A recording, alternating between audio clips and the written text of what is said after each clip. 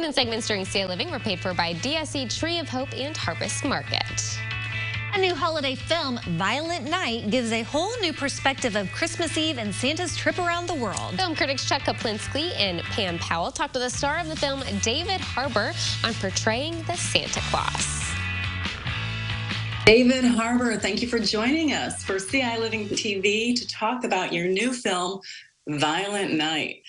I got to tell you, you're no stranger to action films, but Violent Night takes it to a whole new level, and you're wearing a Santa suit. Tell me about how that might have changed your approach to this entire film. I mean, yeah, it's when you're fighting as just a dude, it's different than when you're fighting as Santa Claus. He has an entirely different set of skills. He's, thousands of years old. And who was he back then? What's he been up to all this time? Has he always been delivering presents? I mean, there's so many questions to ponder. But on a technical level, there's the suit. There's, you're gaining a lot of weight to try to give yourself a little padding. That all becomes difficult. And then there's a big old fake beard and mustache, which was very tricky because occasionally I didn't get to grow my own for this. I had to, and occasionally you'll do takes, some guy will headlock you and you'll pull out and you'll be completely clean shaved. You'll be holding a gray beard in his hand. So there's all kinds of issues with it, but the technical ones are probably the most difficult. Very good. So this movie has, the violence over the top as far as the violence is concerned and everything, to the point where it's funny. I'm assuming that was part of what attracted you to the film. Was there any particular scene that you found was very funny or really a standout? I mean, they're all funny in their own ways. It's just inherently funny to have a bunch of bad guys go against Santa Claus and him to kick their ass. I mean, it was funny too as we put the film together, because there was a lot more like one-liners in the movie after I would kill someone, of just like, would go through the guys like a plate full of cookies or what. I mean, things like ridiculous things. Some of those have made it in the movie, but a lot of them work even better sort of in a trailer, because when you're actually watching the movie, it's plenty to have Santa just beat somebody up, as opposed to have him have to say anything after. It's like, we get it, man. You don't even have to say anything. Just the fact that you've done it is insane and hilarious. So, yeah, it's an interesting balance. In the movie, it's kind of fun to see that you have a little girl who really, really wants to believe in Santa Claus. And her parents are saying, well, eventually at one point, nope, no such thing.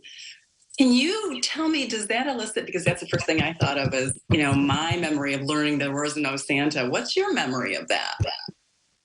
Yeah, I don't remember. I remember really believing pretty hard in Santa Claus. And I just remember things sticking out to me, like the milk and cookies being drank and eaten, and then morning after just being like so convinced that that couldn't have been my parents. Like that had to have been some guy who came into our house.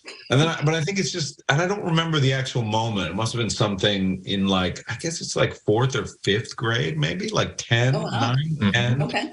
Is that late? When were you? No, not at all. Like 4. Not at all. You were like at 4. I was like, no way. There's no guy coming into our house. What are you talking about? Chuck, can you believe that? I think it was like 9 or 10 for me. And it's just like, I still believed, and I think my friends were just like, you're stupid. It's your parents. Perfect. So the big question is, David Harbour, what do you want for Christmas? I don't know. I mean, I would like people to go see this movie for Christmas. And then, I mean, I'm pretty good. I don't need very much. I've been, I live pretty simply, but in a general sense, I would just love for my family to feel safe and happy. That's about all I want. Well, I guess we'll see if you've been naughty or nice. Right? I guess we'll see. We'll see. One last quick question. I remember seeing you as Joel in Between Us and Matt Wirtz and No Sudden Move. You've taken on some pretty cool dramatic roles and now action flicks. What would be a dream role for you for your next film? Oh, God. I mean, it's funny. Like I used to, when I was much younger, I used to be very specific about roles I want to play. Like, oh, I want to play Hamlet or Coriolanus, all these different, Shakespearean roles. But I guess the further I go along, the more my heart expands. I love so many genres and so many different things. And as the path unfolds, I sort of look at what's in front of me and try to gauge, the things of interest at the time. I can't say that there's something like in the back of my mind where I'm like, oh, I got to play this or I got to play that. I just like so many different things. And when things come at me, I just get so excited. Like even this, it's not a dream. It's never in the back of my mind was I like, gotta play Santa and gotta play an action Santa. But yet when it came along, I was like, oh, this is so wonderful. Like I can't believe, and this role is so wonderful. It's so much to dig into. So I guess I don't think that far ahead. I just sort of evaluate the landscape and sort of see how it comes at me. Very good. David Harbour, thank you for talking with us about Violent Thank you so Night. much. Pleasure. Have a good holiday. All right, just like it says, you better watch out because coming up tomorrow, film critics Chuck and Pam will join us to review Violent Night. We'll see what they really think. Yeah, that's right. The film will be available for viewing this Friday.